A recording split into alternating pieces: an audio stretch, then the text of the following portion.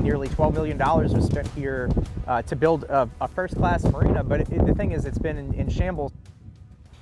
Well, this is anything but a sportsman's paradise. A high-end marina built at the end of Plaquemines Parish using your federal tax dollars to fund it.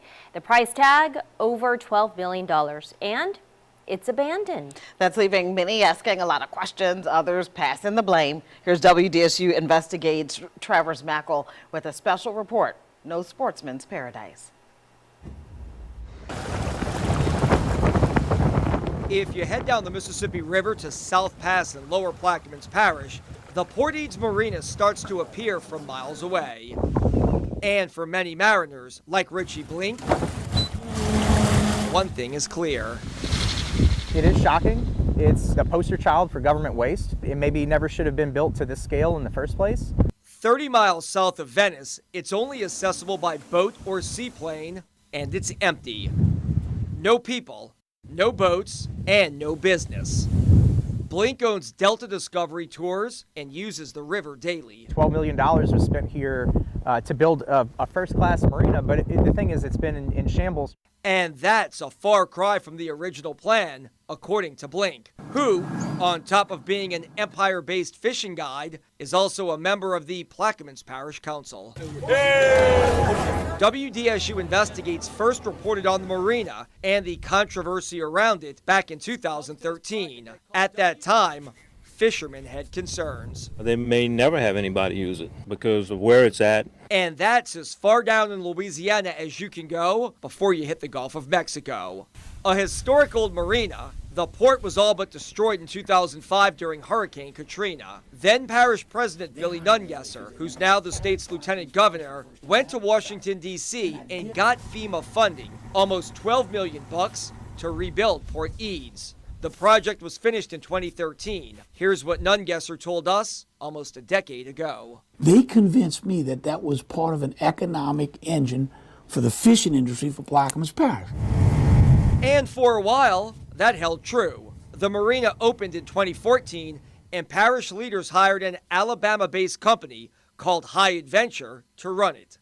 The excitement and expectations were high. Are you guys confident that you'll be able to make ends meet financially to keep the facility up and running? Without question, we're 100% confident in it. Well, let me tell you, you got 60 slips at $10,000 a year, that's $600,000. But as time passed, the money wasn't there. There were also dredging issues and boats had problems getting to the marina. The pandemic hit, hurricanes happened, and after its 5-year deal was up, High Adventure didn't renew the contract to run the site and left. Meaning the federally funded multi-million-dollar facility is once again vacant.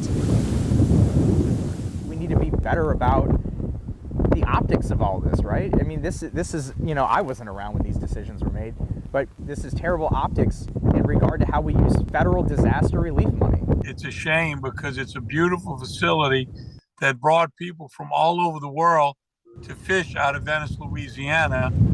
We tracked down Nungesser while he was at a meeting in Lake Charles to ask him who's to blame for the Port Eads situation, using precious federal dollars to pay for something that's not being used.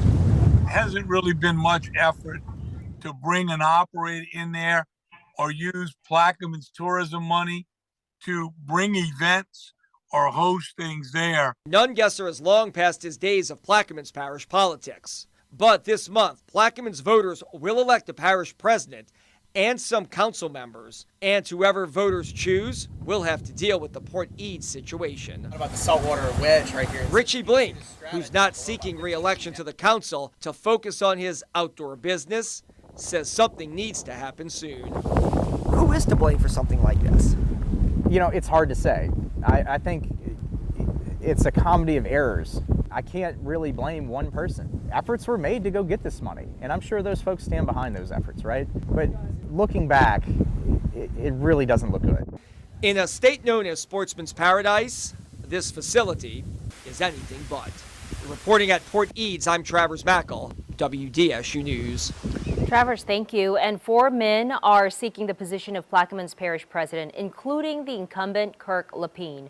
To see what Lapine and his challengers all have to say about Port Eads and what their plan is to get it back into business, you can go to our website, WDSU.com.